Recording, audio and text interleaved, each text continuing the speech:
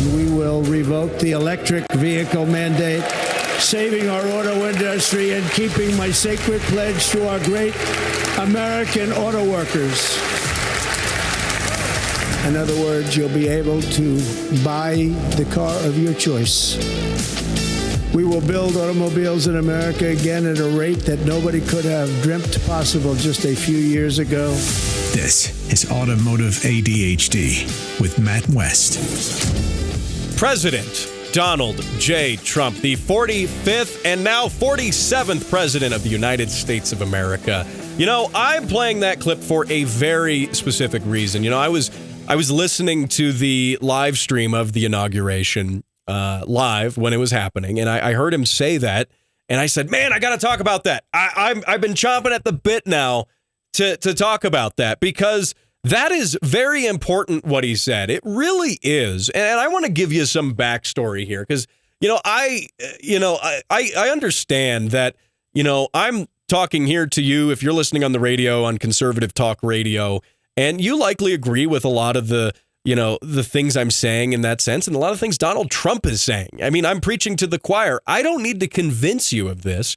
Who I do need to convince are some of my listeners on the podcast, because, this show, it started out as a podcast, gosh, almost 4 years ago now, which is crazy to think, but started out as a podcast, and I have generally tried to keep the show, away from politics. It's a car show, but somewhere along the lines, politics and cars started getting really involved. They started overlapping, because I realized that these things were happening. This legislation was coming down that wasn't good for consumers, wasn't good for enthusiasts, wasn't good for automotive business owners. And there's no one standing up for this. In fact, all you get from the automotive media is this sort of sense of just, oh, well, we're just accepting what's going to happen. We're just accepting it as it is. And that never sat right with me. It didn't, because, EVs, it's the inevitable. It's the future. Sorry, enjoy your gas car with your manual transmission while it lasts. It's going away soon. That's what we saw from all the automotive media outlets, the big ones too. And it never sat right with me. And I said, you know what? This is dumb. Why are we just accepting it? We need to do something and fight for it. And that's what's been happening. And at least I'm doing my part to get the information out to you. I'm doing my part in getting that information out there, because no one wants to touch it. And I understand fully that me running a clip of Donald Trump and me agreeing with him is probably going to lose me some listeners. It's probably going to lose me some listeners on the podcast, online. It might lose me some longtime listeners. And that's something I just have to accept. That's something I have to accept, because I think this is very important. I think this is a significant turning point here, and we need to acknowledge that.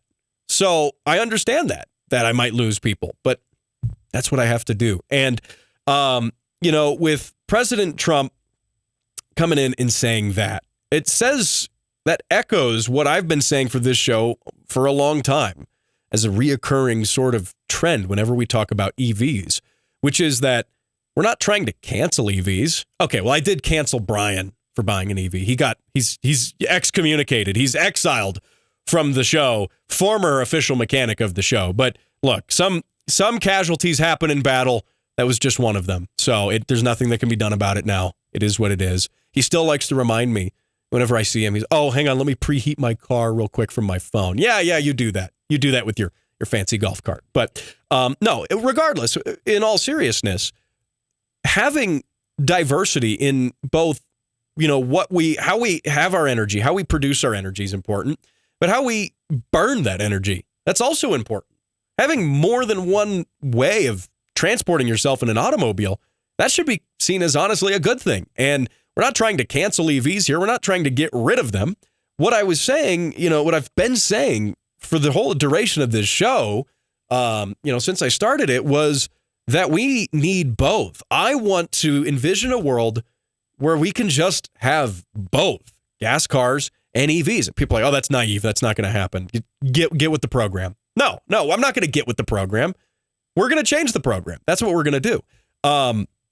And, the thing about this, too, is that you have the ability, by not just mandating a certain technology, saying, I'm the government and I'm telling you, company, that you are not allowed to make these and you must make these now by this date. Well, for one, you are absolutely limiting yourself in innovation. You are. People are like, well, they're not going to invest in this technology unless we mandate it. On the contrary, if the technology is good and people want to buy it, it improves their lives. It actually is beneficial in such a way that people want to take their hard-earned money and give it to you in exchange for this product. Yeah, if that's good, if it's good enough to do that, manufacturers are going to say, wow, this is really good. How do we make it better? How do we make it better than the other guy, than the other manufacturer, that what they're doing? How do we get more sales? People want this. Let's make it even better. That's where you get a lot of this innovation. But, telling companies that, well, you have to do this, that also stifles that innovation, because what if a company says, I got something better than an EV? I have a new thing and it's better. It's better than the gas car. It's better than an EV. Well, it's not part of the mandate, and it doesn't qualify for any of the rebates or the credits. So they're not going to do it. They're not going to do it. Mandates kill innovation. They kill stuff like that. They don't promote it. And that's what we're seeing the end of here with this. That's exactly what we're seeing the end of with the administration here. And SEMA, I love SEMA, by the way. I've talked about SEMA before on the show. That's how, when they started doing the RPM Act, that's how I started getting politically engaged with them, because SEMA stands up for you as the consumer. If you're just driving a car right now, you're not a car person, you just have a car. They stand up for you. They stand up for the companies that supply parts and repairs and work on your car. They also support the enthusiasts, guys like me, guys like Jim Miller. They support us, and they support the automotive business owners. And that's not just, we're not talking the big three in Detroit. We're talking mom and pop shops, your mechanic down the street, the custom car shop downtown, the drive shaft shop, the muffler shop. They support all of that. And what SEMA has done here, they've come out here with a statement, and I'll read it off here for you. It says, promise kept. SEMA thanks President Trump for his day one action to end EV mandates. And then they go on to say here, President Donald Trump kept a campaign promise yesterday, referring to the day after this was written the day after the inauguration, but he kept his promise yesterday using his executive powers on day one of his new administration to halt federal electric vehicle mandates. The Specialty Equipment Market Association, SEMA, on behalf of its over 7,000 members, I'm one of those members, by the way, it's over 7,000 members in the automotive aftermarket, and the nation's millions of automotive enthusiasts, applauds and thanks President Trump for this important promise. And that, I think, that says a lot. SEMA has been the one, if anyone is standing up for people in the automotive space, it's been SEMA. It has absolutely been SEMA. You think of them just as the car show. They're not just the car show. They do all this stuff all year round. The big car show that everyone posts about on social media, they go to the car show, all the influencers go there. I've also been there, but I'm not an influencer. But, they do that, sure, but it's all the stuff around the rest of the year that's really relevant for what they do. They go on to say here that on day one of his new administration, President Trump reclaimed the nation's freedom of vehicle choice, proclaiming the authority of the United States of America rather than the so-called United States of California. Yeah, I talked about that a few weeks back, that California, even despite all of this, has now pushed a 2035 gas car ban. They have. And you know what? States like Colorado, there's 17 states, aside from California, that follow California's CARB emission standards, and they follow everything California does. That's in a weird way. Why is California so powerful? Why are a bunch of people in California making rules that affect me in a state where I didn't even vote for those people in California to represent me? That's ridiculous. But I like how they said here, rather than the so-called United States of California. Anyway, the SEMA, again, thanks Trump for his bold, decisive actions to deliver the will of the American people, a commitment to innovation, a belief in the freedom of vehicle choice, and a strong faith in the power of American ingenuity. And this is, by the way, being said now by SEMA President, CEO Mike Spagnola. And Spagnola. I think I said his name wrong there. I usually mispronounce people's names sometimes for comedic effect, but I won't do his because I like his. But anyway, SEMA goes on. He says, SEMA now urges the EPA to submit the California waivers over to Congress so that our lawmakers can utilize their Congressional Review Act authority to pull the plug on dangerous EV mandates. So here's the thing. Trump says federally we're not going to do the EV mandates, which is good.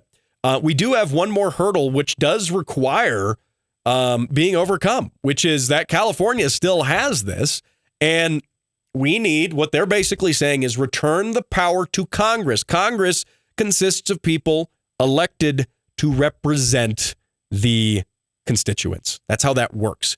California can't make a rule and then we just unanimously all just do it here. Just bureaucrats who even approved this? What? Like we just follow it here for some reason? That's not how that's supposed to work. So of course, if you are listening here in Colorado Springs, your new congressman just elected is Jeff Crank. So if you want to make your voice heard, his office is the one to do that at.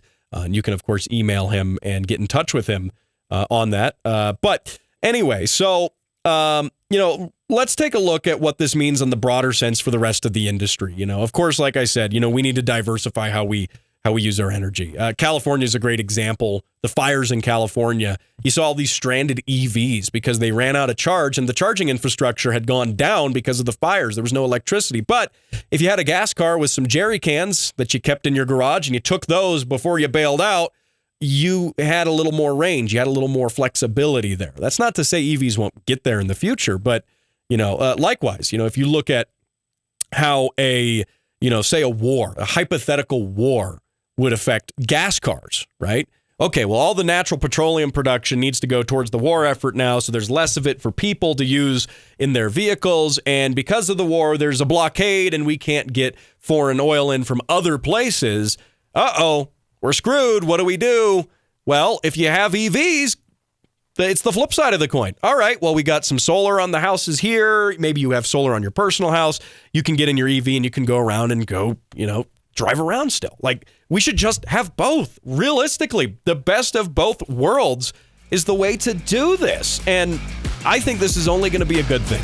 Trump, by the way, he's also saying that he wants to cancel the tax credits for EVs, and he is going to push to revoke that waiver that was granted to California to ban gas cars. So this is all good stuff. Now, hey, don't go anywhere. You're listening to Automotive ADHD. We'll be right back. I can speak for a lot of them knowing that you will pry my 68 Mustang gear shift out of my cold, dead fingers. I yield back.